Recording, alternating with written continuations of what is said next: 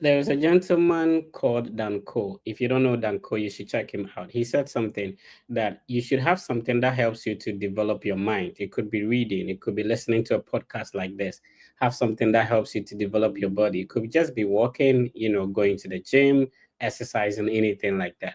And then you should have something that brings you money. Today, we are going to work on something that develops our brain or have the capacity to put us in a situation where we are developing ourselves. So on every weekend we come your way with a Study Abroad podcast on the biggest Study Abroad content platform. It's called the Fred Effect. Tell a friend to tell a friend, and if you are new, you're welcome. Welcome to the family. This is the biggest Study Abroad content platform. We are going to be discussing how somebody's study abroad process went and how you can also use that to you can adapt that to your process if you want to study abroad. Today we are talking about the UK study abroad process, transitioning from a student from Ghana to becoming a student in the UK and now becoming a nurse. How was she able to do that? I was scrolling through X, and then there was a Nigerian brother who posted that right now a naira is to 1,400 a dollar is 2,400 naira or so. And so if an application fee is like $100, it means that you may have to pay a lot. And sometimes the banks, the Visa card, the MasterCard have their charges. So later on, we'll be sharing with you some universities that are waiving application fee, that if you want to put in applications this year, it might not be too expensive for you to do that if you're able to take advantage of webinars, application fee waiver weeks, and some codes that we keep on sharing on our various platforms. Tell a brother to tell a brother to tune into the Study Abroad podcast with a Fred Effect. I have my co-host here. She is very beautiful. Hi, Miss Hetty. How you doing? Hi, Fred. Thank you. I'm doing well. I didn't see these glasses behind the scenes. You tricked. Oh, Right. Okay. So a little bit of introduction to people tuning in for the first time seeing you. You've been on the platform for a very long time, but for mhm. somebody seeing your beautiful face for the first time, kindly introduce yourself. Okay. Hi, everyone. My name is Hetty. I'm also an international student here in the US, and I also have a YouTube channel about my study abroad journey and then that of other people as well, and our experiences so far. Yeah. Awesome. So later on, we'll be sharing Miss Hetty's YouTube channel with you as well. Our guest today is Miss Ellen. Hi, Miss Ellen. How you doing? Hi, Fred. I'm doing well by God's grace. So back in the University of Cape Coast, I don't know if my index number was after you or before you. I don't. I I don't. It think before me. was before you. What number was it? Was it 50? Eh? That's been a long time. I don't really remember. I think it was 147. Oh, okay. Okay. I see. Yeah. That's the UCC weird index number like that. For people seeing your beautiful face for the first time, kindly introduce yourself and let's get going. Hi, everyone. My name is Elena Frie Opoku. Just over a year now. I'm now Mrs. Enim. I am a newly qualified mother to a 4-month-old baby. Okay. I am a child of God. And I am a registered nurse in the UK at the I've never had moment. this introduction on the podcast before. I love it. I love that. Like people should know it's not all about studying abroad. There's marriage on the side. There's giving birth on the side. There's a professional background of becoming a nurse on the side. So if you're listening to us, you feel like Yes. I'm married, I've given birth, and that stops me from developing myself. No, it doesn't. And Miss Ellen is here to share with us. And Miss Etty, let's get started. All right.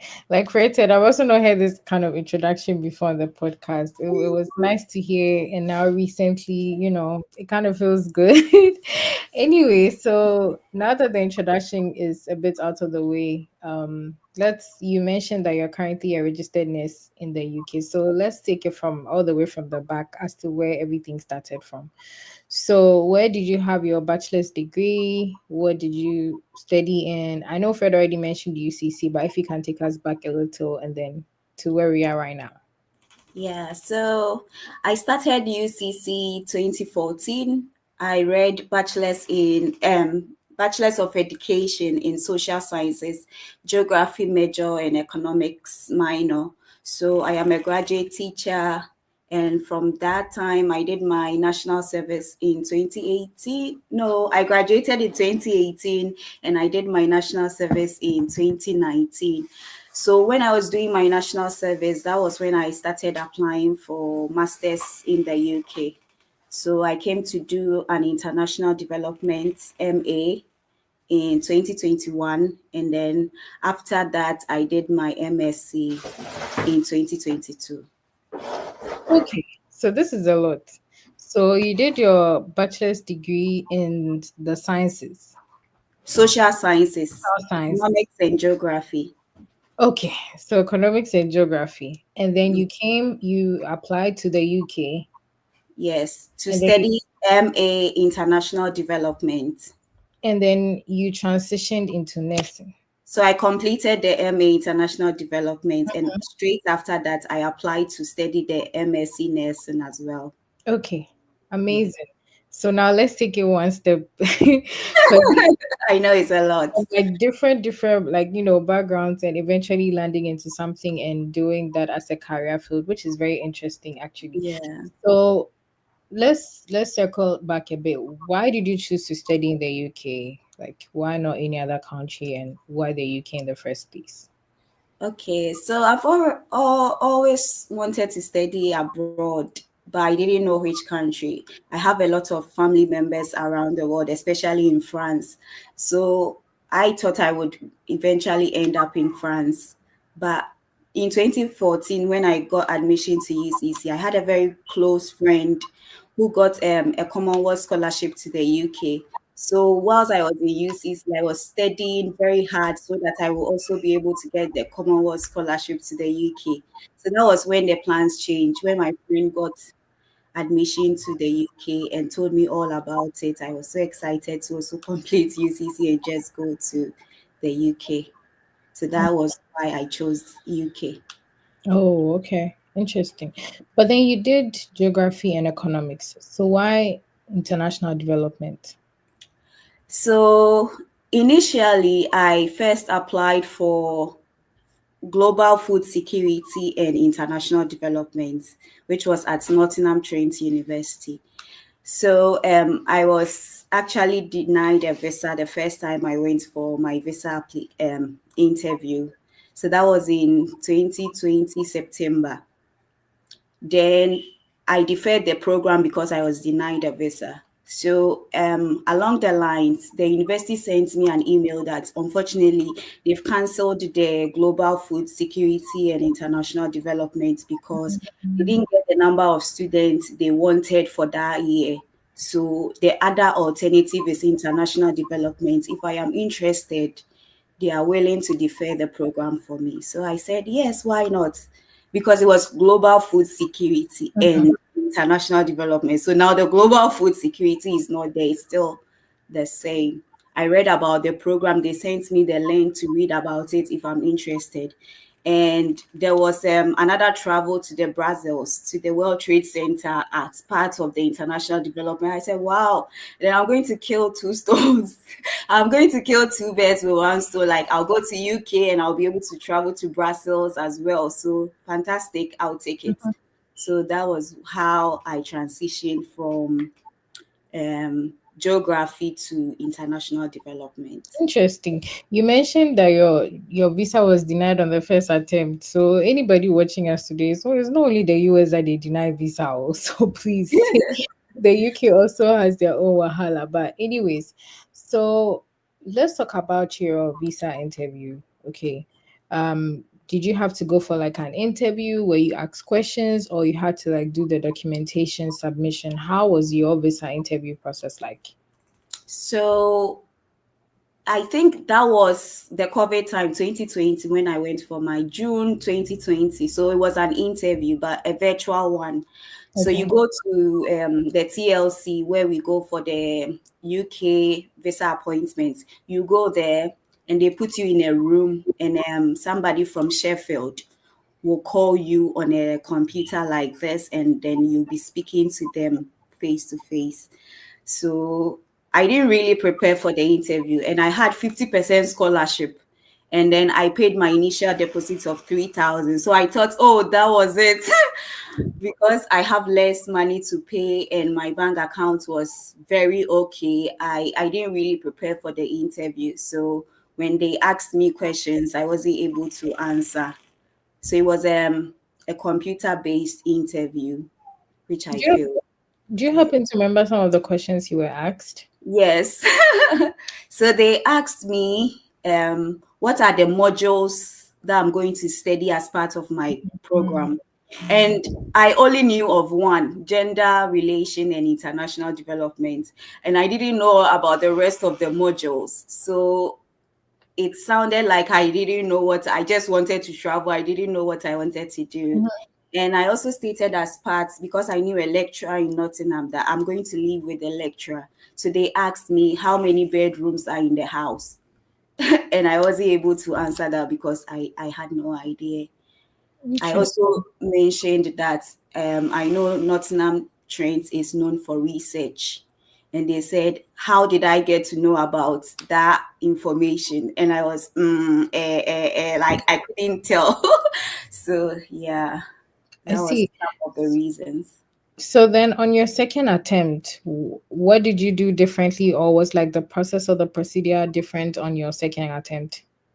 Yes, it was different because now the school connected me to an agency in Ghana, and Mm. they took me through the interview, the questions, how to polish what to say, and at the second time too, I made sure I knew all my modules, I knew where I was going to live, I knew everything, so I was very, very prepared for the second time. I see. So talking about the school connecting you to an agency, was it something you reached out to the school about, or like after your first interview process, you informed them and then they did the connection, or like how did that come to play? So the school told me about the agency the first time. Like I Mm. said, I was so overconfident that I'm not going to fail. I didn't that time there was no like Fred effect for me to go and listen to sample interview questions or other. I was so naive. I didn't know anything. I just went there like that. Mm. So the school told me to go back to the agency. So that was when I went back. So the agency was there. The first time they told me about it, I was in Kumasi and the agency was in Accra. And I was like, I'm not going to pay money, travel to Accra, up and down. Yeah. Interesting. So, if you just joined us, this is the Fred Effect Steady Abroad podcast, and today we happen to have Miss Ellen, who's a registered nurse in the UK, basically sharing her journey with us on transitioning from different fields into eventually getting into the nursing field in the UK. So, did you? How many schools did you apply to for the UK for the program in the first place, or was just one? I think 9 schools. And you paid application fee for all the 9 schools? No, UK, you don't pay application fee. It's Okay. free. Yeah. All UK schools are free Wow. to apply to. Interesting. So for all the 9 schools you applied to, was it like one specific program you were targeting, or you were choosing different programs? I was choosing different programs. So I could choose environmental management. So things that were related to geography, Mhm. environmental management, sustainable development, international development. Yeah. Oh, okay. Even So, education. mm, so your first visa interview experience was in 2019, 20. 2020. That was the time. And then the second time was when? So it was the same 2020. So I was going for September start in 2020. Mhm. So when I was refused, I deferred to January start. So 2020 to Okay. 2021 January. So I had my interview, I think in August 2020, the same year for January start. Oh, okay. Interesting. That's like a very big comeback within the shortest possible time. Shortest time, yes. That's okay. So let's talk about transitioning to nursing. Now, you have a background in geography and economics, and then now in international development. Why nursing? So that's interesting. After my international development, I had big dreams. I wanted to work with international development agencies, UN, World Trade, all the big UNESCO.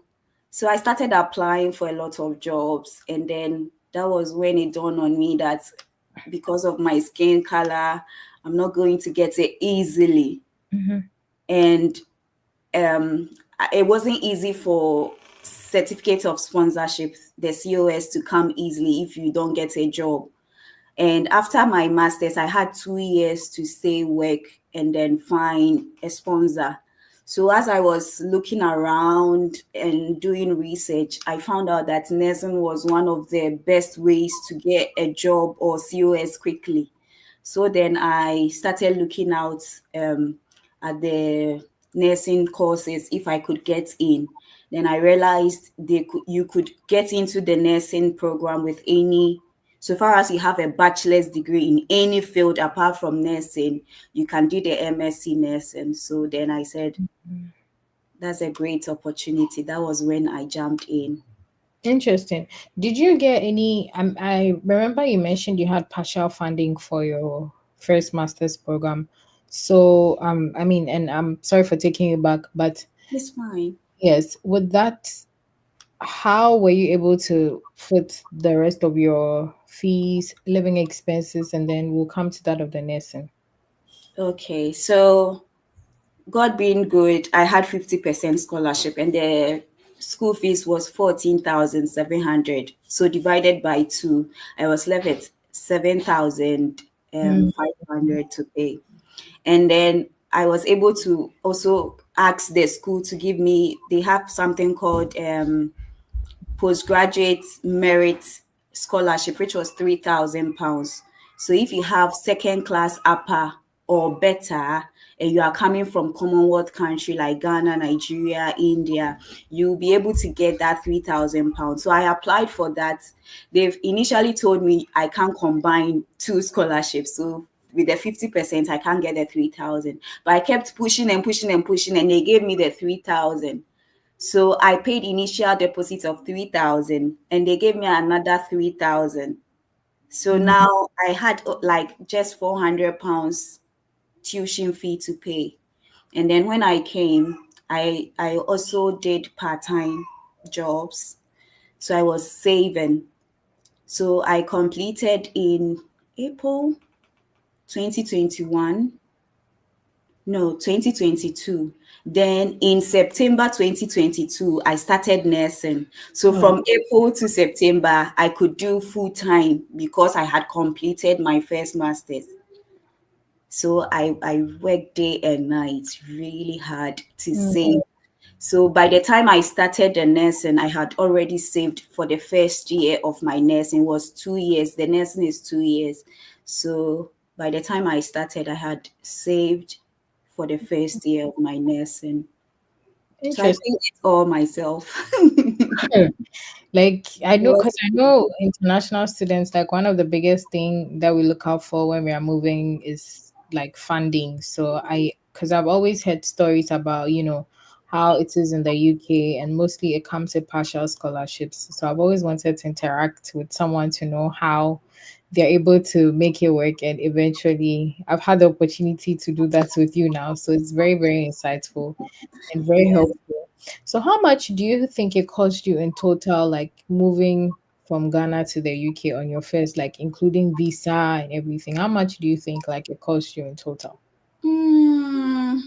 If you have like a rough estimation or a rough idea. Eh, that was like 3, 4 years ago. I think it cost me about £6,000. Hmm. But it could have cost me more, but my father had all everything that I would need in his bank account. So it was just a matter of showing it Mm-hmm. to say that when I come, I'll be able to pay my fees. Mm. So with visa and every other thing, my travel, my first rent and everything, when I came, I would say about £6,000. Oh, okay. Yeah, and Okay. my including my initial fee deposit, which was £3,000.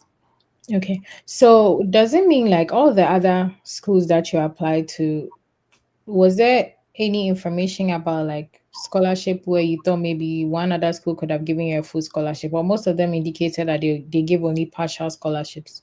Because I've always wanted to know if UK schools ever give like full scholarship at all. They do give full scholarship. So with Nottingham Trent University, they don't actually give full scholarship. But there is another university in Nottingham, University of Nottingham. They are known for giving 100%. So they pay for your accommodation and stipends. So there are a lot of schools in the UK that give full scholarship. Okay. So if you're out there and you think there are no schools, there are a lot of schools in the UK that give full funding. And there is also this Commonwealth scholarship Mhm. and Chevening scholarship, which also takes 100% of everything. Okay.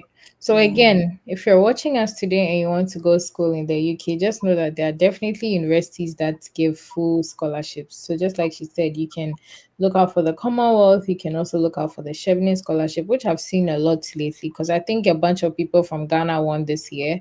So I yeah, saw it's like all over social media. And then you also mentioned University of Nottingham actually gives like a full lot of, scholarships, yes. yeah, So funding, 100%. don't think that because somebody didn't get full scholarship, you can also not get full scholarship. Everybody's story is different. Okay, so now let's move on to the next. And now you mentioned that you've taken us through your transition period from international development into nursing. And you also mentioned like you were able to save up enough to be able to pay for the first year of your nursing and take care of all your expenses. Now, what do you think like was the hardest part of your journey from Ghana to the UK before I moved to nursing? I'm really interested in knowing what do you think was like the toughest part? I would think the first time denial really broke me down. Mm-hmm. And the rest of it was fun. I didn't even see any difficulty. So far as I went the second time and I saw the stamp in my passport, every other thing was easy. But Mm, it was very soon because I had my visa in December and I had to travel in January to start in January. So it mm, was very tough buying all the stuff that I needed and getting the money within 1 month. Like it was even less than a month because I had my visa before Christmas. And then I think I arrived in UK on the 13th of January to start school on the 18th of January. So like it was hard getting everything together, getting prepared. But because the visa was approved, I didn't see any like it was difficult, but I didn't feel it. I was just all happy that my dream has come true. mhm, Yeah, mhm. I can relate on that aspect. So now yeah. let's get into the nursing.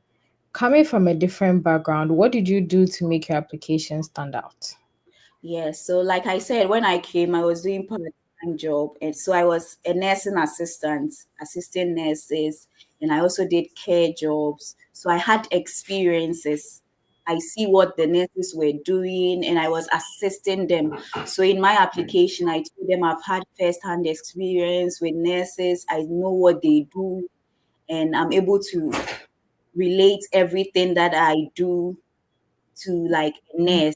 So we have something called the six C's: compassion, confidence, communication, courage. I was able to relate all of that in my application because I've seen it firsthand. I see what the nurses do. So I wrote it as part of my personal statement. And I also was able to get references from the nursing agency to say that yes, she's done all that she's saying.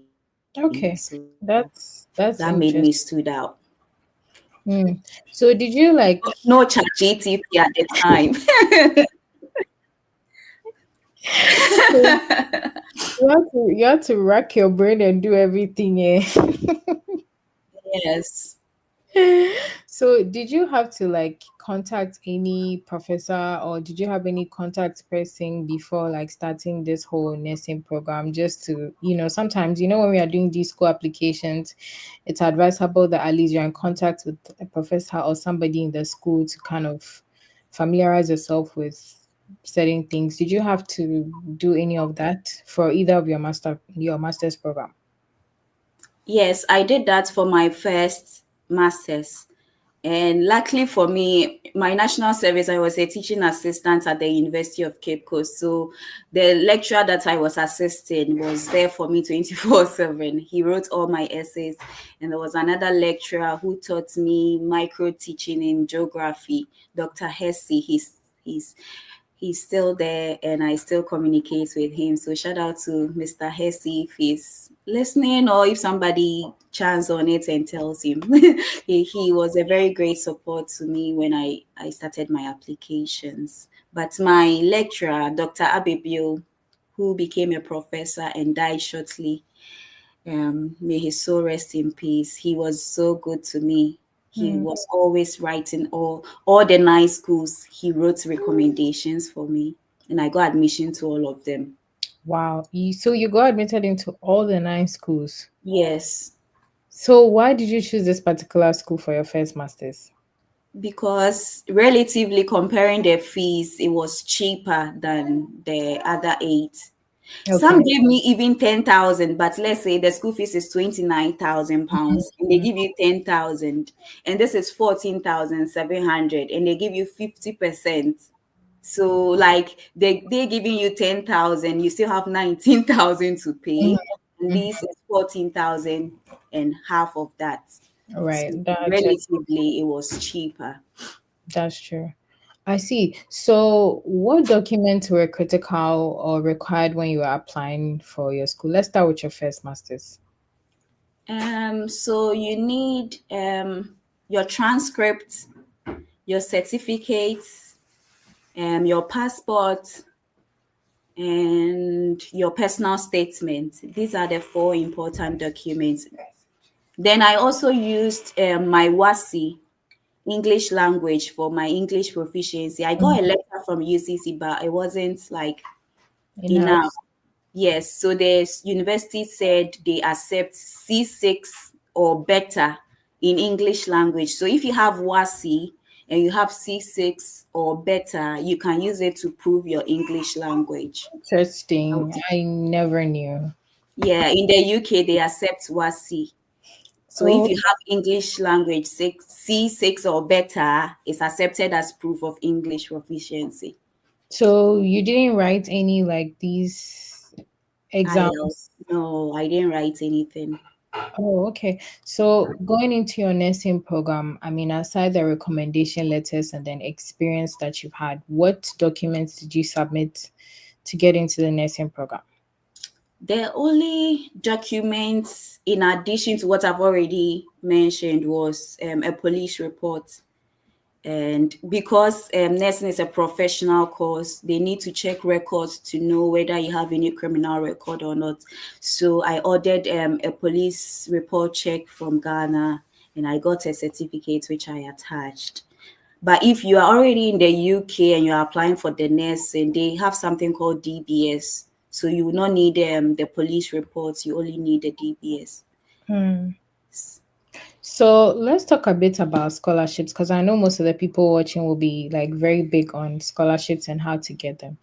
Now, was there like a specific website you used to find these schools, or you just cast your net wide to kind of research for schools based on the program you wanted to study?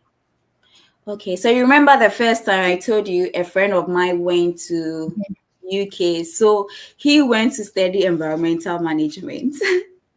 And he did geography and rural studies in KNUST. Okay. So I said also, okay, I also did geography. So I'm going to look towards that side, environmental management, sustainable development, international development.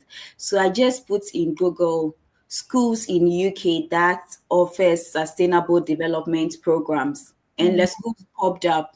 So I applied to the schools that popped up. Okay. Simple as that. That's interesting. Now, also a bit on the scholarships. I know some of these like funded scholarships like Chevening, and I don't know much about the Commonwealth as well. Is there like are there like some clauses tied to it if you know of any, like maybe when you're done you have to return back to your home country and like do some work or something? Do you know of any of Yes, I know of the Commonwealth because I applied for some. All the nice schools, I applied for the Commonwealth, but unfortunately I didn't get.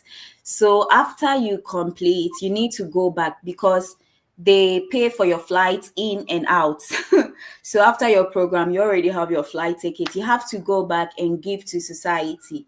But Mm, you can still be in the UK and organize a program in Ghana to give back to society. So it's not compulsory that you have to be in Ghana to give back.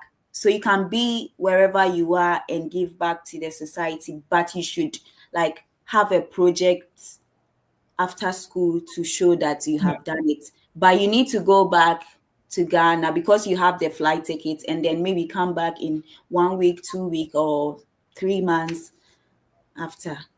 that's good. Knowledge, research. So if you are joining us today, this is like some free nuggets you are getting over here. Again, I always say like people's experiences are different because you know some people might not explain it vividly like how you're doing today because others might be thinking, oh, as soon as you're done, you definitely have to return to your home country and stuff like that. So if you're watching us today and you're looking at getting into the UK, going through the Commonwealth scholarship route, just know that the clause says you need to give back to society. So how whatever shape or form that you can make that happen, it is doable to be.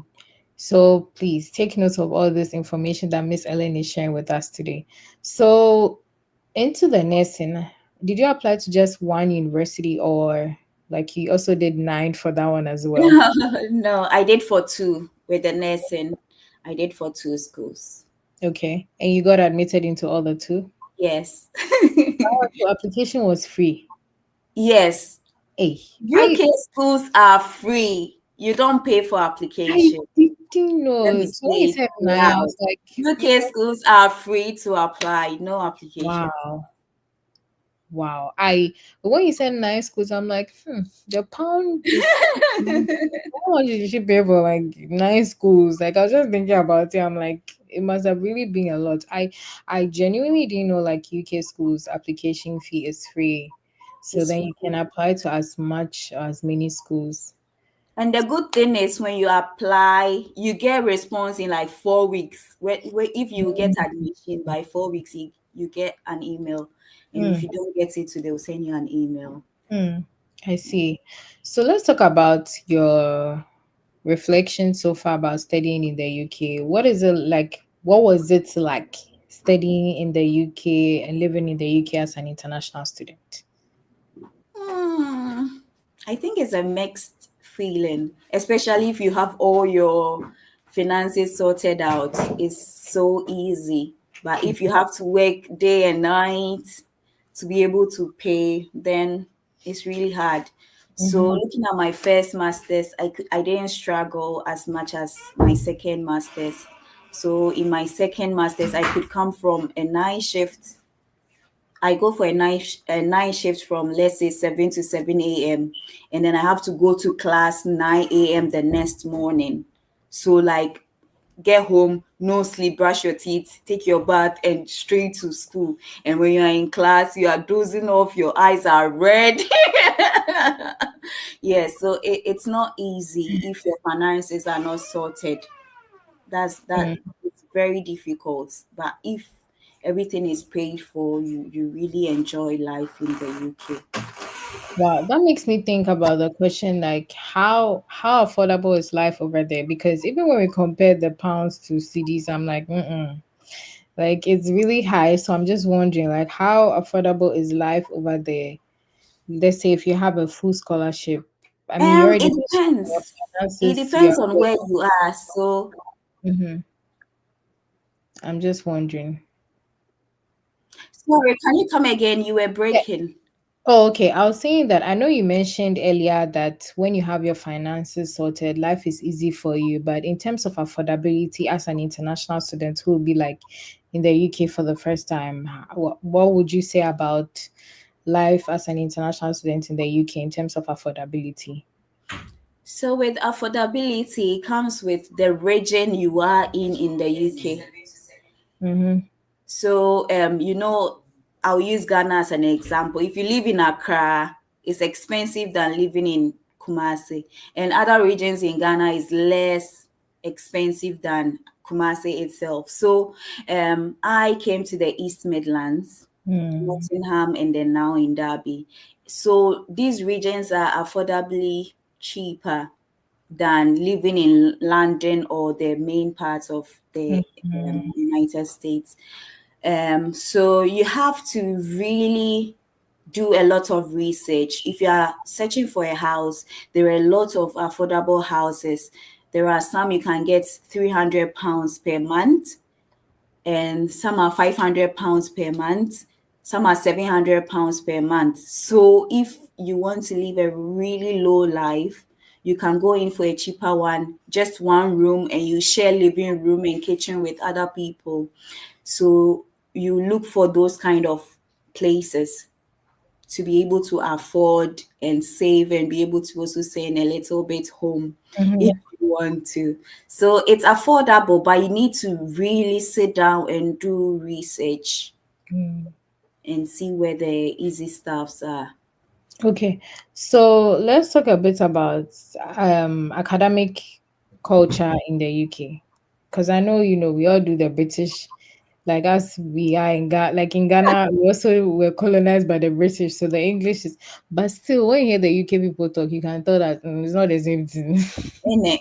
It's not, like what was the academic culture for you on your first classroom experience in the UK?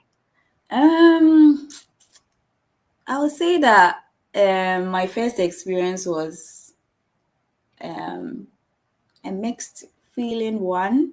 The lecturer was a white British and he spoke very fast. So I couldn't like understand any word. Although he was speaking English, I didn't know anything. But later on, the class is recorded. You go slow and then you listen to everything that was said and then you can catch up. But as you keep on socializing with these people, you now get to understand everything they are saying. So it took time Mm-hmm. before I was able to get the accent. And in the UK, the accents are different from every region. Good. Yes. Good, yeah. Somebody from Liverpool, their accent is thicker than somebody who is in Nottingham. So like You it's might very think you got it all figured out and you go and meet somebody else who says something and like, what did you say? I yeah. know. I've always wondered how it's like because over here it's completely different, like from what we are used to. So I always assume like when Ghanaians go to the UK, it's very like easy, or Africans in general go to the UK, it's very easy for them to blend in because we're colonized by the British. Until I started hearing The like accents. close British accent, I'm like, I'd be hearing like, oh, a farm. I'm like, okay, like I do kind of things. I mean, so how were you able to adjust with academics in the UK? Because I know, is it like comparatively, is it like is the difference huge, or it was really like manageable, it was okay for you? Looking at where I started my bachelor's degree, I think the UK was very, very manageable. UCC was I agree. I UCC agree. was very difficult. Let me say, UCC was very difficult. You have to learn, read, cram. But here, you just have to be practical. Everything is practical. So if you don't know, you don't know. If you know, Mm, you know. But you in Ghana, you can cram everything and just go and write and then forget about it. mhm, mhm. Yeah. UCC please. I remember in high school I used to hear stories about UCC students go to prep. You see, so when I was about to do like university applications for my undergrad, UCC was like far at the back of my head because I'm like, I'm not now coming to live attending prep at senior high school and then I'll come and apply for UCC and also be stressed. So that one I agree. It was really hard. Yes. And I think it's actually helpful because it kind of makes life easy for you when you go somewhere else because Exactly. that behavior or lifestyle has been instilled in you. So whenever you go somewhere, you're able to, you know, make sense. That's Okay. nice. So what would you say was your one of your biggest culture shocks when you arrived in the UK? I think the UK people are very kind and compassionate, Hmm. and they are willing to help without expecting back. So on my first day, I packed a lot of things. So two big suitcases and my backpack, which I entered the airplane with, and I also had a handbag. So when I got off and I was going for my train to come to Nottingham, I would drag one suitcase forward like 2 minutes, then I'll go back for the other suitcase. Then one nice guy just said, "Hello, you okay? Do you need my help?" I said, "Sure, yeah." And he was going to the train station. He took one suitcase and he was asking me, "Is this your first time in the UK? How are you?" They are not expecting anything back. Like in Ghana, if somebody is helping you carry your luggage, after they get to where they are taking you to, they will ask anything for the boys.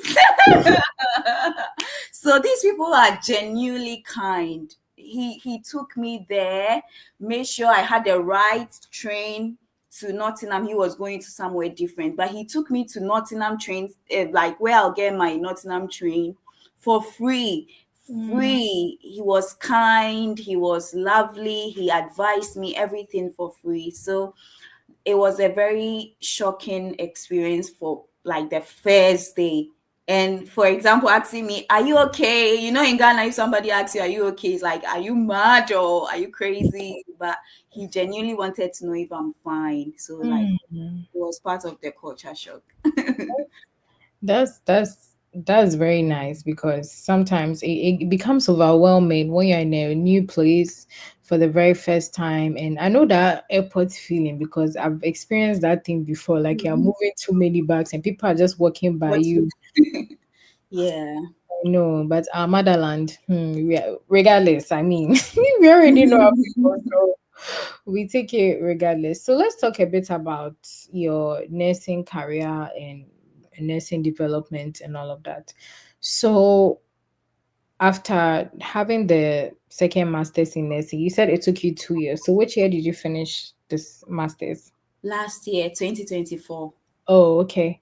And then right after that, you got a job. Working, yes. So Okay. I finished in March 2024 and I started working September 2024. Hmm. Yeah, I got a job way before graduation and everything.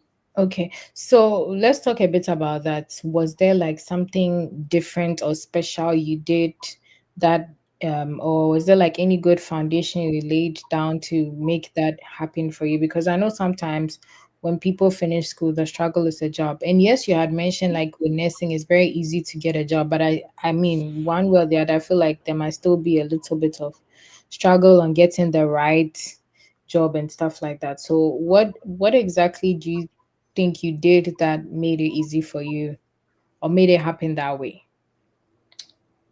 Like you've already said, the nursing is hot cake. They are always Mhm. looking for nurses everywhere, Okay. every day in the UK. So it was easy to get a nursing job. Just that if, like for example, I wanted to be in Nottingham, but I couldn't get nursing job in Nottingham, so I had to stay back in Derby. So it was easy. You can get nursing job all over the UK, just that you will not get the preferred place maybe you want to go. So So it was very, very easy. I didn't do anything extraordinary. All I had to do was to graduate nursing school, be registered, and then that was it. No struggles. You don't have to do anything special. But in application, we have something called personal statements. In nursing, we don't use CV. You just have to write your personal statement. So you write maybe about, for example, me, I wrote about the nursing assistant I did before I started the course, the placements I did. So, like, your personal statement should stand out so that Mm. you get the field you want, because there are a lot of fields in nursing. We have cancer nursing, adults, children, orthopedics, which I am now an orthopedic nurse. Okay. So, yeah, there are a lot of.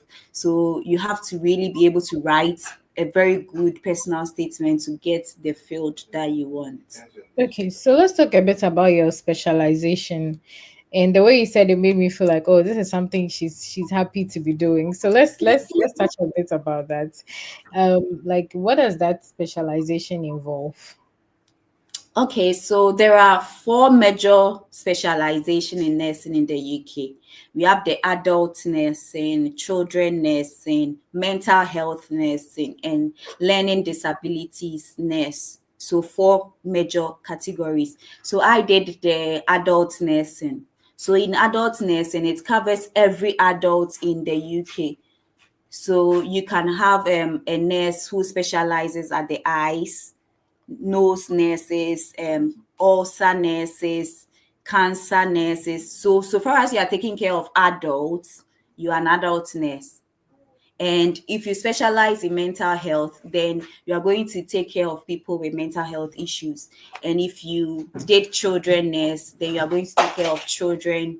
And then if you did the learning disabilities, then you are going to care for people with learning disabilities. Okay. So now, I really wanted to do cancer nursing, so but to focus on hematology, that's blood cancers. You know, in Ghana we have sickle cell and a lot of things. So I wanted to specialize in um, hematology. But then, as a newly qualified nurse, they give you, and then after you have experience, then Mm. you can go to everywhere you go.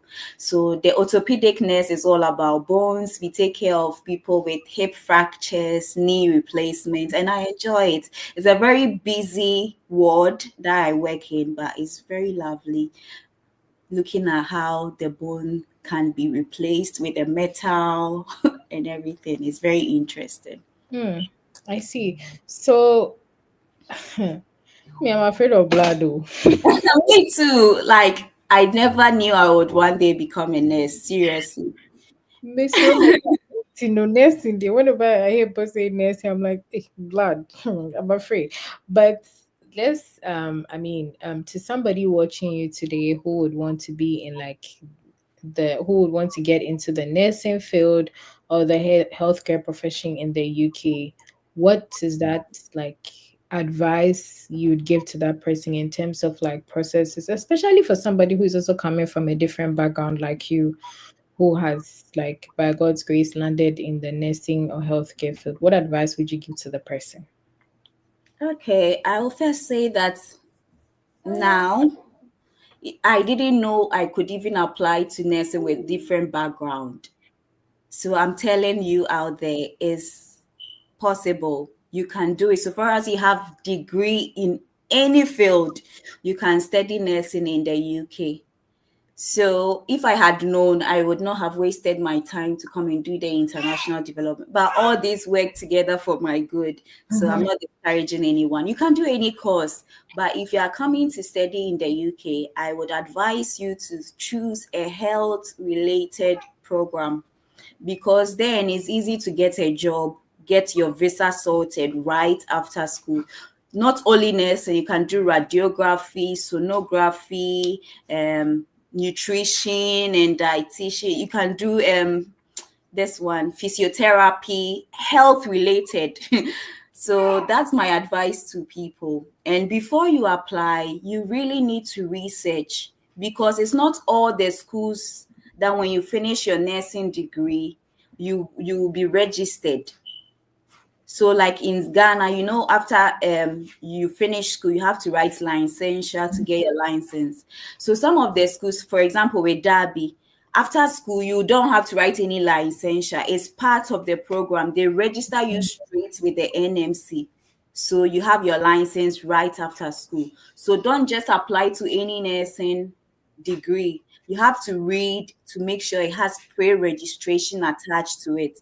So it means that right after school, the school will register you with NMC, because some people have finished nursing degrees in the UK and they are home just because they have not been registered with the NMC, and not having to do a lot of exams, CBT, SET, and all those kind of tests before they will be registered. Mm. So please do due diligence, read about the program, make sure you know there is registration after school, so that you don't have to struggle, stay home 1 year, struggle and struggle and struggle. Please do your research. And now I have given you one school, Mhm. Derby University. They will register you, free to apply. So you have at least one school to check it out. And Mm. if you look at Derby, their everything, you can use it to compare the other schools to see if they fall in place. That was very helpful. I think one thing I'd like to add to what you said is before you even apply for a school, like regardless of where, irrespective of the country and all of that, you need to research that, like to see if whatever the school is offering aligns with your plans. Because just like she said, some schools, I was actually going to ask about that. So I'm even happy that you mentioned and you clarified that writing the whole exams, because I know nurses have to write this whole licensure exam and stuff like that. So if you're looking to getting into the healthcare in the UK, it is possible regardless of your background. Just make sure that when you're applying to a school, research and know that the school already takes you through the registration process to writing the exam and getting your license right after school. So then you know what to do. And that's very interesting. So let's, like, I always do this thing on the podcast, okay? Sometimes I take it a little bit away from seriousness and let's break the ice and do some a little vibe. I know you've been out of Ghana for a while, but like what do you miss? At least now you have a newborn baby, you're now a missy. So at least those are like the key things that you're easy to hold your body in the US. But like, what do you miss about like your home country? Me, I don't miss anything.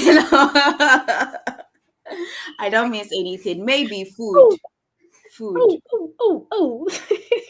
That was why I made sure I did my national service. So I've paid my dues. Mhm. Mm, I've paid my mm, dues. I did my mm. full 1 year national service. I don't miss anything. My parents came for my graduation last year. So I had Oh, time with them for about 5 months. So they were the people that I really missed. And they came here. So I that's don't miss okay for you. anyone. Eh? I'm Okay. sorry if you miss me. I miss you too. Please, anybody watching who knows Miss Ellen, please just know that right now she's okay because she has so she has a very like nice cute baby, so she's okay. She said she doesn't miss it, but so anything, we'll take it like that. We'll Yeah. take it like that. But I mean, the food, you still make the food anyways. It just wouldn't Yes. taste the same as home. But It's expensive. mhm, mhm. you know, um, let me ask you this question as well because it's two different countries, so probably your experience might be different. The very first day you landed in the UK, Mhm. when you came out of the airport, what was that feeling like? Because I know it's a very long time, but what was that feeling like for you? Oh, I felt amazing. I felt like a new person. Like I couldn't believe my eyes. I was like, am I dreaming or am I here? I've always dreamt of traveling. Am I here? The weather Mhm. changed. Everything was cool. No sun. Like I was like, am I really here? Am I dreaming? That was the So feeling. it was a very good feeling for you. So everything you had Yes, seen and heard on TV, your expectations were met. Me, my own was not met too. That's why I'm asking you. Maybe it is I different for you did. in the UK. Your expectations were met. Okay. Your first winter experience. Oh, so I came in January and it was already winter. So I saw the snow for the first time. I stood in it, made videos, pictures. I enjoyed it. I didn't feel cold at all. Oh my God, come and see me with my phone in the snow. Forgetting it can get spoiled. I really enjoyed the snow. I did. Mm, I see. I see. Interesting. Um, I mean, everybody's experience is different, so sometimes it's nice to kind of hear how these things like happen for each and everybody. And just to move away a bit from vibes and just like get back into the whole transition period to the UK and stuff like that. I think one thing that I forgot to ask and probably would like to touch on a bit is, aside your visa application, you didn't write any exam and all of that. Did you have to make any payments, like deposit money for fees or stuff which was required before you began your study abroad journey in the UK? Yes, I mentioned earlier that I paid £3,000 deposit. So you Okay. have to pay a deposit. The school gives you at our time, that was 4 years ago, it was cheaper relatively. 3,000 was not cheap, but now they are charging 5,000 and 6,000. Even some schools are taking £8,000 as deposit. So it Mm, has increased. Every school will take a deposit to show your commitment and your seriousness for the program. So mm. every deposit. So far as you don't have a scholarship, you are required to pay a deposit. Okay. So if you're watching us again, this is the Study Abroad podcast with the Fred Effect team. And today we have Miss Ellen, who is a registered nurse in the UK, who is taking us through her transition period. And let me emphasize, from geography and economics in UCC, to going on to study a master's in international development and into nursing. And now she's a registered nurse in the UK. And she's here to share her experience with us as well. I don't know, Fred, you'd like to ask a question? Yeah, maybe Miss Ellen would have to attend to the baby a little bit because she's been away from the baby for like an hour now. So yeah, if you're just tuning in, we've been talking to Miss Ellen. If you want to, Miss Ellen, you can attend to the baby and we can continue. Go ahead. We can continue. Yes. Sometimes the social media do not like the sound of babies at the background. Yeah, sometimes. Yeah. Okay. So we've been talking to Miss Ellen. She has been sharing her experience. I wanted to find out, knowing what you know now and the experience you've gone through. If you were supposed to start this whole process, would you have entered into the program you entered before doing the second masters in nursing, or you would have applied to the nursing right away? Right away, nursing straight. You can do it in Ghana straight. Apply to nursing. Don't come and do a master's and then. So I didn't have the information. I didn't know. So that was why I came to do my first master's. When applying for the second masters, was the first master's certificate and transcript important or relevant in the application? Not necessarily, but because I had studied in the UK already, I didn't need to prove any English language proficiency again. That was the only thing, but it wasn't needed. I Yeah. see. So if you were supposed to start the whole process again, you would have applied to the nursing right away. Nursing straight, not international development. It makes sense. If there was an opportunity for the Seven scholarship, the Mastercard Foundation scholarship, and all that, and you mentioned that when you applied to the school, you actually applied to these scholarships, just that you were not selected. If you were supposed to start the whole process again, would you have waited for these scholarships? Because I know there are a lot of people. UK universities mostly will not require application fee, as you mentioned. The challenge has always been the financial statement and the tuition deposit. Would you advise that if people can, they should go through the tuition deposit, or still wait to get these scholarships before they proceed? Why? If you can pay, why wait? If you can pay the deposits, don't wait for the scholarship. because time and tide waits for no man. And the longer you wait, the longer your dreams delay. So please, if you can only afford it, do it. Don't wait for a scholarship. I was able to do it without a scholarship, so you can also do it. One would say that once you're in the UK, you have a first master's, then these scholarships might be easier for you to pursue the second master's. But you mentioned that the second master's, you had to even work to pay for the first year and all that. Why didn't you opt for these scholarships to sponsor your second master's? So the schools have the scholarships. So Derby University was not offering the Commonwealth scholarship. So that was why I didn't apply. They didn't even have scholarship for the nursing program. They Oh. only gave if you are coming from a Commonwealth country, then they give you £3,000 reduction. That was all they have for the nursing. So yeah, it depends on the school. Some schools give the Commonwealth scholarship for their health programs.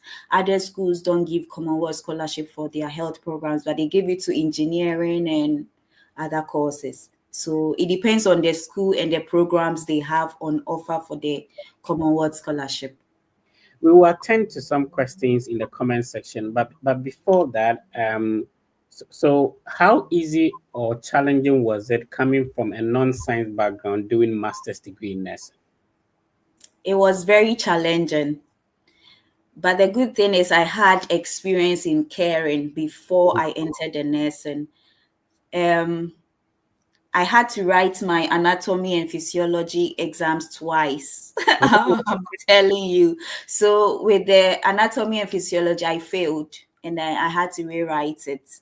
So it was very challenging. It's not, nursing is not easy. It's not for the weak.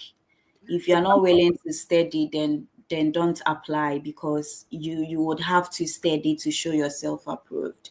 And this was not a bachelor, this was a master's in Or nursing. masters, yes, So MS.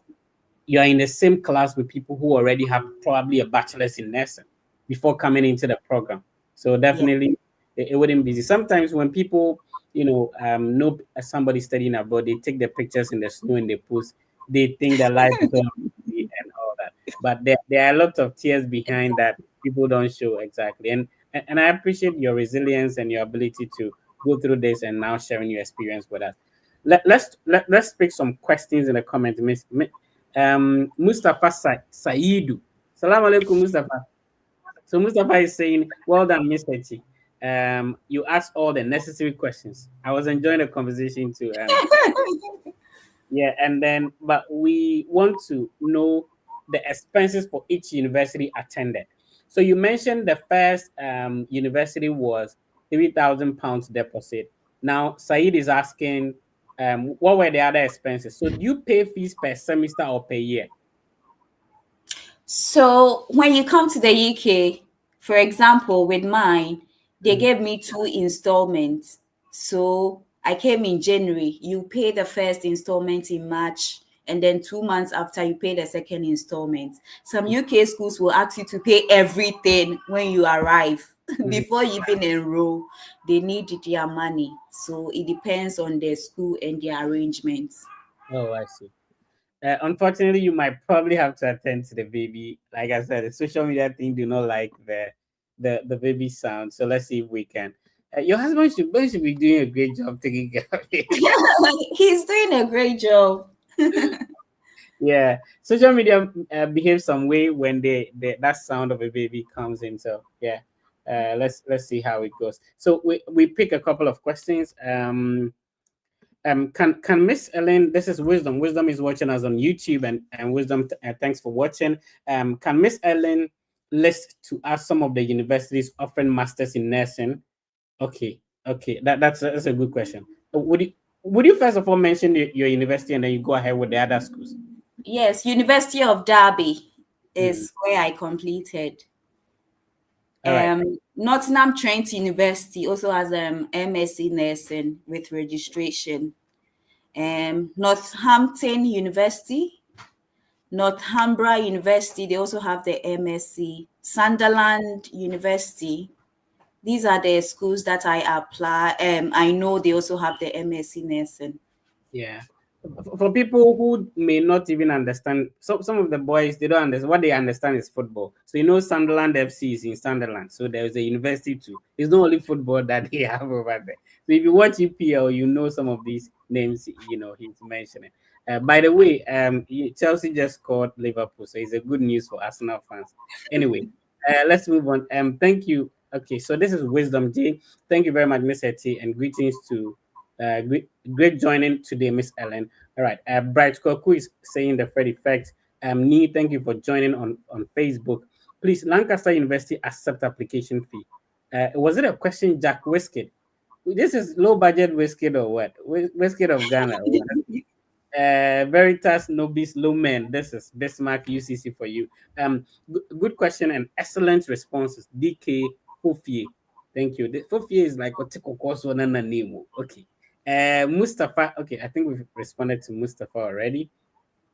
So please, can I use one recommendation letter for several schools? Ellen, can you respond to this one? One I recommendation for several I schools. don't think it will be good to use one recommendation letter because you will not apply to the same course for the same university. So if you apply to like international development, you can't use your nursing degree recommendation for. So you must make sure that your recommender tailor your recommendation to suit the course that you are going to apply. Awesome. It's been a great conversation with Miss Ellen. It's been over an hour. If you just tune in, today my co-host, no, I am co-hosting. Miss Hetty was the main host. I was co-hosting. So remember that Miss Hetty has a YouTube channel. And Miss Hetty, talk to us about your YouTube channel. How do people get to find it, and how do we subscribe as well? Okay, I have a YouTube channel called Miss Hetty on YouTube, and it's basically me sharing my international students journey, how it started, the process, and then also have other people do the same, and also like basically talk about my life here as an international student. Yeah. Awesome. So I want to share the website of the platform of Miss City. Remember, we are also streaming live on Miss City's YouTube channel, so you can definitely check that out as well. Let's see if I can share the screen for people to know Miss City's YouTube channel. There you go. So here, she has a lot of insightful ideas and videos on there that you can check them out. She shares her journey and experience interviewing other students so that they can also tell you how they did it. We have over 1,000 subscribers at the moment, which means we are doing a great job. Please subscribe to Miss Eti's YouTube channel and be part of the family as well. Miss Eti, are we wrapping up, or do we still have some questions before we go? I think the very last batch of questions I had for Miss Ellen is what I already asked. So Yeah. it has been a very insightful conversation, and I'm very happy we could do this. Yeah. All right, great. So, Miss Ellen, any final words for people who tune in today? Your story is inspirational and motivational. Unfortunately, um, not a lot of people will be able to get a £3,000, and you had some help from dad with a bank statement and all that. I don't know if you have anything to tell people who may not have this. One, the tuition deposit of let's say 3,000, 4,000, 5,000, and then the financial statement is being challenging too. What would you like to tell such people? First of all, I'll say that there are scholarships available. A lot of people believe that UK schools don't have scholarships, Mm. but they have. You just have to sit down, look at the programs, and look at the scholarships that they offer. And if you are not getting the money, you can ask a lot of people to help you. For example, with the showing of the bank statement, it's not like you are taking the money to come to the UK. You are just showing that you can pay, and you need the money in your account for 28 days. So you can tell your friends, you can tell family members to deposit their monies that they are not using, and then you can use it to show. And then if you want to pay as well, you can ask people to help you to pay. And when you come, now £17 is £1, one CD. And yeah, after school you can work full time to pay them back. So don't give up.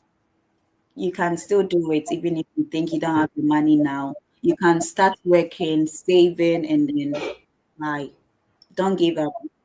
some people complain that the UK is hard to leave, or maybe like it's a bit challenging. The system is a bit challenging. I mean, I know you've not had opportunity to stay in other countries. What are some of the surviving strategies that has helped you to, sustain yourself in the system? I would just say working hard. I've always been a hard worker, even from Ghana. I've been Mm, working hard. So if you are lazy, you cannot survive in the UK yeah, because like every hour is a pound. So yeah, if I you agree. are lazy, then you cannot sustain yourself. But if you're hardworking, you can find a job and be able to sustain yourself in the UK. It's Right. possible. It's been great having you on. I really appreciate your time. Thank you so much, Miss Ellie. Yeah, you're welcome. All right. And any thank you to anybody, any shout outs to family members who help you along the way, any thank you. Shout outs to the baby at the background though. And Right. my husband, he has been a Yeah. great support. So shout outs to my husband, Mr. Enim. I love you so much. Great, great, great. Awesome. Yeah, Shout outs to your dad who helped you with the bank statement and exactly. all that as well. And my mom with her prayers, my siblings, all my friends, Mr. Frimpong who helped me with his first personal statement. Oh wow. Yeah, Awesome. shout out to him as well. Awesome. Awesome. Thank you so much, Miss Ellen. You're welcome. All right, it's been a great session with Miss Ellen. We spoke about her process from University of Cape Coast to pursuing her first master's degree in the UK and now transitioning into a master's degree in nursing. She mentioned that if she had knew, she would have applied directly, even though with a social science bachelor's in education, geography, and economics to into the nursing program, which is possible. So if you didn't know it was possible, then yeah, that's it. Let's quickly share some application fee waivers talking about now is the peak season for applications. So this is the month of October. And if you are looking forward to spring 2026 or fall 2026, you have to start putting in your applications by now. At least start creating the account and stuff like that. Do something. If people are going for visa interview next year, it means that they started the application this year. You understand? So let's share some application fee waivers. Before we do that, click on the like button, leave the love emoji. If you're watching us on TikTok, please double tap on the screen. If you're on Facebook, whichever platform you're watching us on, type let us know which platform you're watching us and what is the time at your end. So you tell us where you're watching us from, the time at your end, and we get going. So please click on the like button and also follow, subscribe if you are yet to.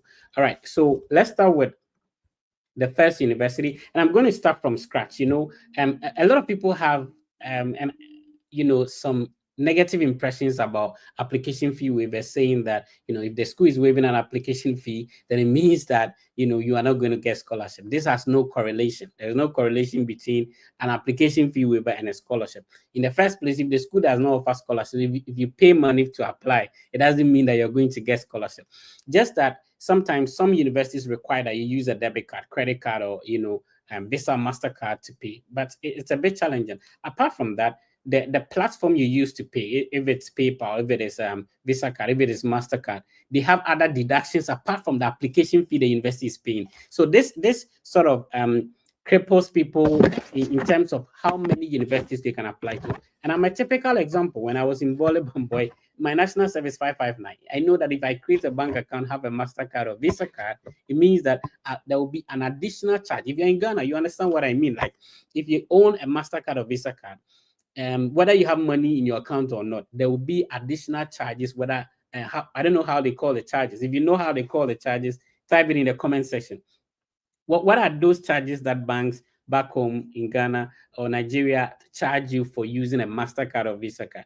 So if you make a payment, apart from the amount you're paying, the banks also have their exchange rate. Apart from that, they have a transfer rate that they are going to pay. So if you're supposed to apply to five, let's say your application fee is like $70, 85, or $100, it means that it will cost a lot to be able to even put in the application. Remember, putting in these applications does not guarantee an admission or a scholarship. So sometimes it's just ideal that, if you have a way, if you can attend a webinar, which is one of the ways of getting an application fee waived. If you can use a code that the university is providing, if you can, take advantage of application fee waiver week, like what I'm going to show you now. I'm going to show you how you can apply to University of Alabama for free. And I made a video about 3 4 years ago about this same university, and consistently every year in the month of October they waive the application fee. But there's something you need to do. You need to apply for the waiver code. So I'm going to show you step by step. Get ready with your pens and papers. I'm going to show you step by step how you can do it. So I'm going to share my screen real quick, and I'll be giving you other application fee waivers. Some of them you just have to attend a webinar. I explained a webinar in one of my videos that sometimes universities want to have a way to interact with prospective students to let them know about the program, how to apply, the scholarships they have, the various faculty, the concentrations. And so if you register and attend these webinars online, then they will give you the application fee waivers as well. So invite somebody who is not tuning in now, share so that somebody can also benefit from what we are doing. So this is a university I've visited there a couple of times. Amazing university. I wanted to show you some of the pictures that I have when I visited the campus. So you just go to Google and type university. So this is how you're going to do: University of Alabama at Tuscaloosa.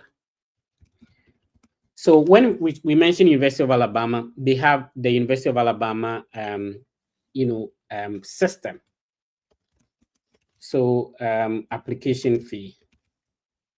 So you go to Google and you just type University of Alabama application fee, and this is what is going to pop up. Hopefully you get the same thing that I'm showing you right now. So I just went to Google. I can start the whole thing again if you're not following. Please follow, and let's see if we can get. And at the normal circumstance, you would have paid like almost $65 for an application fee. And if you're in Ghana and you're applying, it's not only the 65, it's the charges for the MasterCard or Visa card you're using, is the service charge for the bank that you're using. So you may end up paying about $85 or up to $100 if you are paying from home. So it is ideal.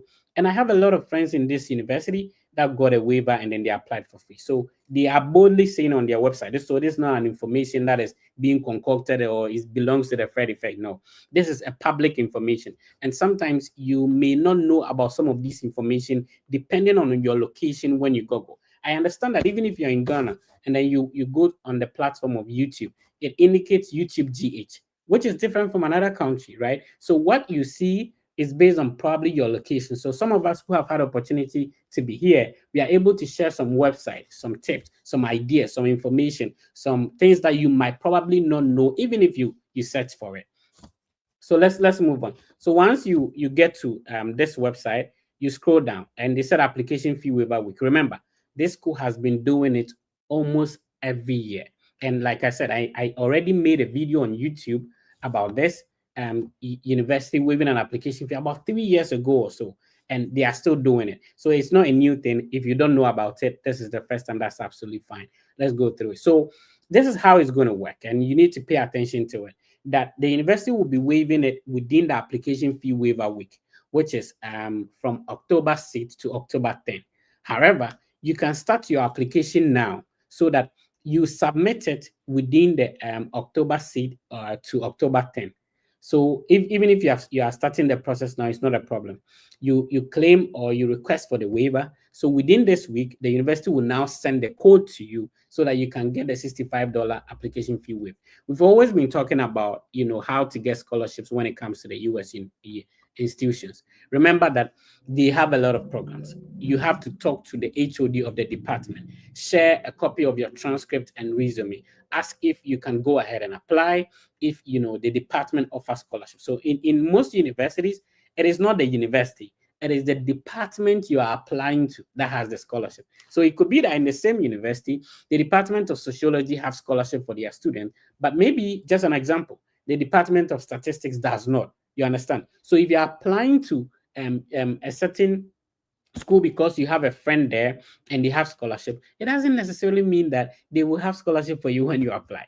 So you have to talk to the HOD. It makes it easy. So it's not a difficult thing if you want to find out that will I get a scholarship. Sometimes people message me and go like, Fred, send me universities that will give me scholarship for this program. I will not be able to do that. The reason is that if I know somebody within that school that has the scholarship, it doesn't mean that at the time you will be applying, they will have the scholarship. So it's easy. They have faculty members.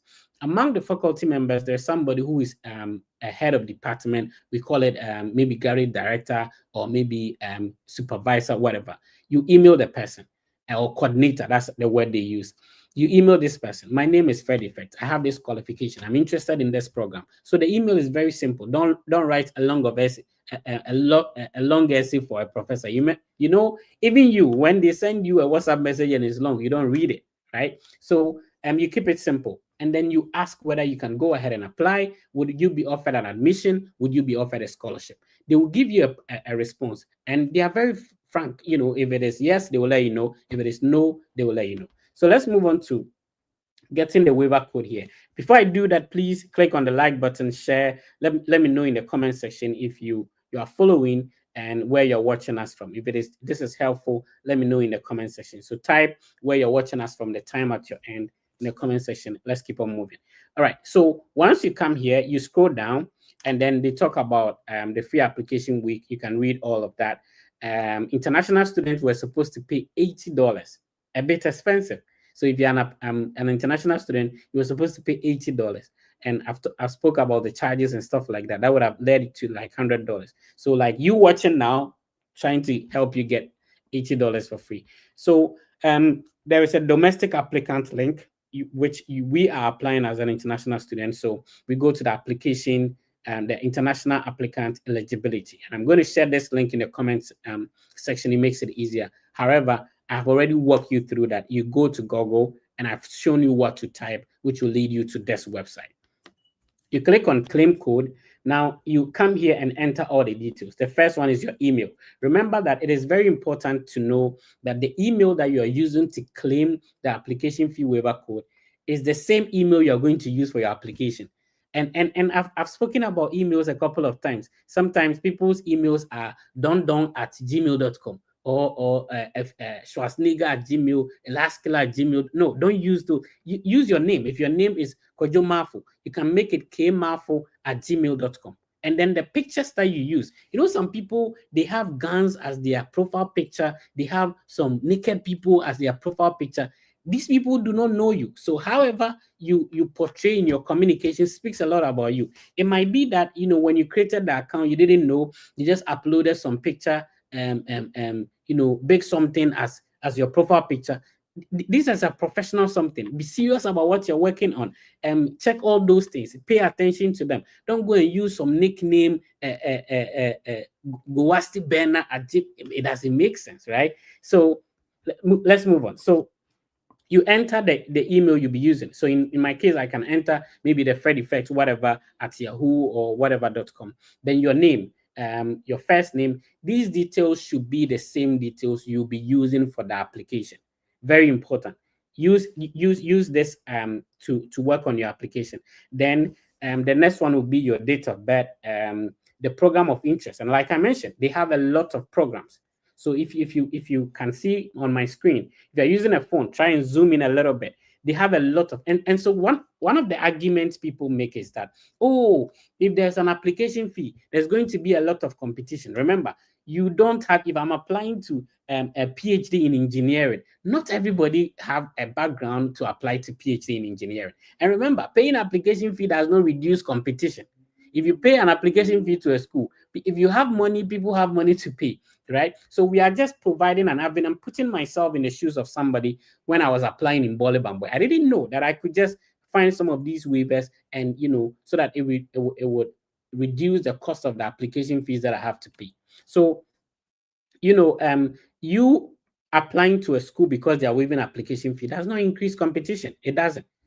So they have a lot of programs. So there's always a program for everyone. And like I said, this is not a school that is strange. I have personally been there before.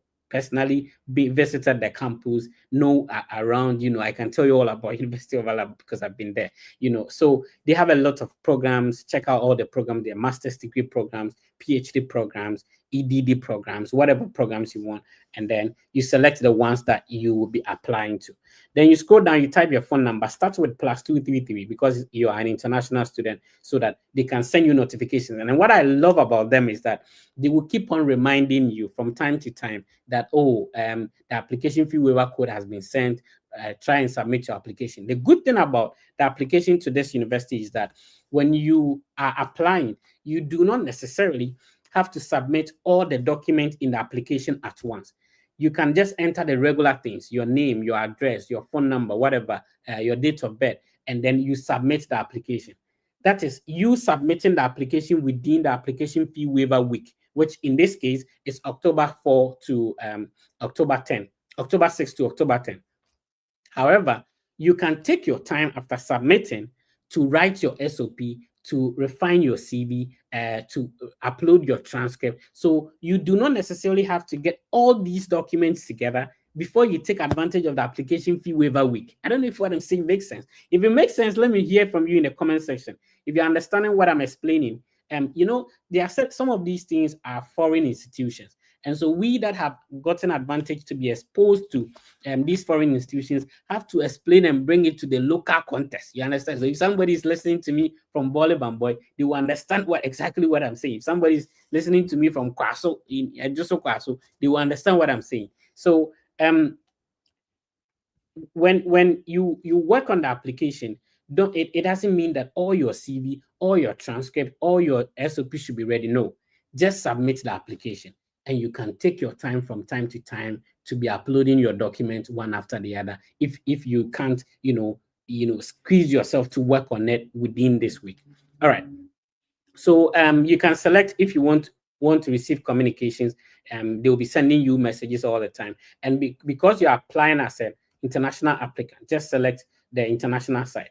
And then they will ask you of a country of citizenship. So they know how many people will be applying, which country you are applying from. So if it is Nigeria, you just select Nigeria. If it is Ghana, you select Ghana. And then the highest degree you have earned. So maybe you have a master's degree, you have a bachelor's degree, you have an associate degree. And the good thing about this school is that they don't require evaluation. Even if you have transcript evaluation paid for, they are not going to take it. You have to apply directly with the transcript from your university, right?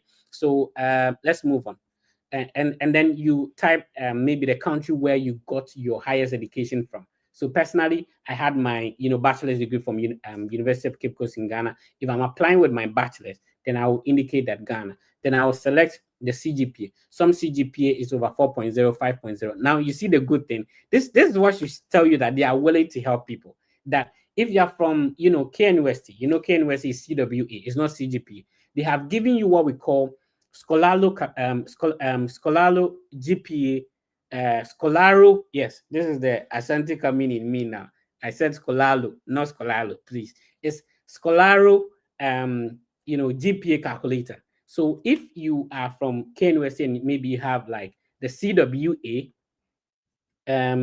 you have to use the calculator that the university has intentionally linked there, so that you can use it to find the CGPA equivalent of your CWA. It makes it easy. If you graduated from maybe UDS and then you have CGPA over 5.0, you can also type it there as well. So you can type in your CGPA if it is over 4.0, then you type the CGPA down there. You can use the Scholaro GPA calculator, so that you can calculate if it's not over, if it's CWA or whatever, or you have maybe a diploma and a top up. You can combine the two of them, see this the CGP equivalent, and then put it there. Then you click on submit. Now, once you click on submit, they will give you a feedback telling you that, if you qualify for the waiver, we are going to send you the waiver directly to your email. So so you cannot go and ask a friend for their waiver code. Yours will be sent to your email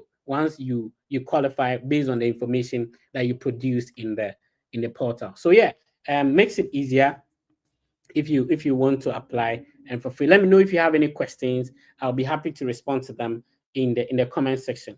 If you have any questions, please drop them in the comment section. But again, the name of the school is the university is University of Alabama, and I've already explained that the University of Alabama school system has a lot of campuses. There's University of Alabama at Tuscaloosa, University of Alabama at Birmingham, and I've been to all these universities in any way. University of Alabama at Huntsville. These are cities in the state of Alabama, and they have different cities, and so they have different campuses. Just like we have University of University of Development Studies at Nankala campus, University of Development Studies at Wa, University of Development Studies at Tamale, but they have these independent institutions in different cities, but it all forms part of what we call the University of Alabama school system. And interestingly, most of the universities within in the Alabama school system in this month of October will be waiving the application fee. So you either have to attend a webinar, you may simply have to request for the waiver code, or maybe take advantage of an application fee waiver week like this. I'm trying to compile all the universities waiving application fee, and every university has a procedure, just like I've explained this one. Sometimes there's just a code. Sometimes you have to attend a webinar. Sometimes you just have to request or ask for it. Sometimes it's just limited to a specific program. So I'll take my time and then be bringing you all these universities so that you can, take advantage of it. If you're able to save such an amount for application fee, you can use it for maybe your visa application fee, which obviously cannot be waived. You can use it for maybe your service fee payment. You can use it for other things that, will help with your process. The process is obviously not easy. What my platform is doing is to give you the ways and means. Now, because I am from Bolebam, where I understand the perspective of applying as a Ghanaian coming here. It's very different when somebody is applying and they're already in the US. It's very different, and I understand what people have to go through. So the idea is not to spoon feed you, but to be able to give you information, ideas, and tips and just that could make. Shout out to my brother Tips and Just, by the way. The tips and just that could make the process comparatively easier for you. You understand? So basically, that is it. If you're not part of the family yet, please subscribe and be part of it. Remember that the Fred Effect team has a collaboration with Argo Visa. Argo Visa is a team of former visa officers. Now, it's a bit challenging when you're trying to secure an interview there, but if you get one, please don't mess it up. Talk to a visa officer before you go to the embassy to talk to an ex-visa officer before you go to the embassy to talk to it with an actual visa officer. If you use the code that I'm sharing on the screen, we have a partnership with Argo Visa, and you are also contributing to the Fred Effect, supporting what we do to be able to get a good lighting and a good camera, improve our PC, the phone we are using to stream on TikTok, pay for the internet so that we can continue to give you the ideas and information that some of us have mastered over getting 2 master's degrees, getting a PhD and stuff like that, so that we share those with you for you who also want to go through that process. This is the most trusted platform, and we are very consistent over years. There's nothing like excuse. We are not showing up every single time on our various platforms, on Facebook, on TikTok, on YouTube, on X, and also on Instagram. Consistently, we are giving you information that will help make your process easier. Remember, higher education has a track record of improving the quality of life of people, and it's amazing if you get to experience it abroad. And that's the reason why the Freddy Fair platform is created, so that we share our experiences of going through this process and how this process has changed some of us, our lives, and how it could also change yours as well.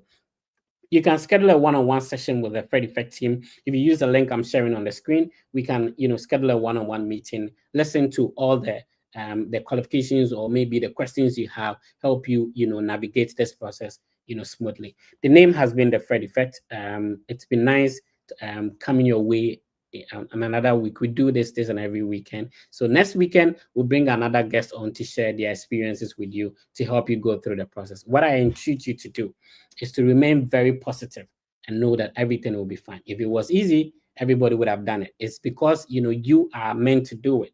That's why, you get a chance on some of these videos and help improve and help you with the process you're working on. The name has been the Fred Effect.